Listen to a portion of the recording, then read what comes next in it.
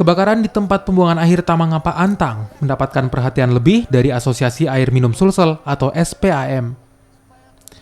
Setelah mengunjungi TPA Antang, SPAM siap memfasilitasi pembangunan penyediaan saluran air bersih bagi masyarakat di sekitar TPA Antang. Ini dilakukan lantaran warga mengeluhkan air sumur bor mereka yang berwarna hitam dan berbau. Sementara air dari PDAM hanya mengalir 2 kali dalam seminggu. Pamsimas kini telah mendapat bantuan dari pihak bank untuk memulai proyek penyediaan air bersih bagi warga TPA yang akan dimulai pada akhir tahun 2020.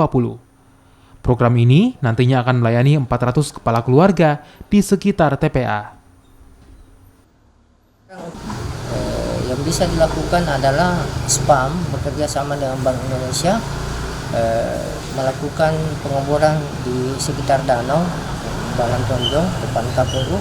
Baru kita akan alirkan tembak naik ke atas di TPA untuk mengalirkan ke rumah-rumah penduduk yang membutuhkan. Ada sekitar berapa rumah penduduk mungkin di situ Pak yang akan mendapatkan fasilitas air bersih dengan adanya SPAM?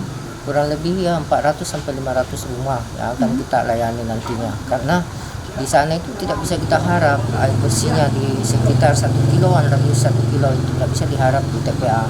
Karena di sana sudah terkontaminasi dengan berbagai macam sampah, baik itu sampah dari rumah sakit, dari rumah tangga, dan banyak sekali racun-racun yang terdapat di situ yang akan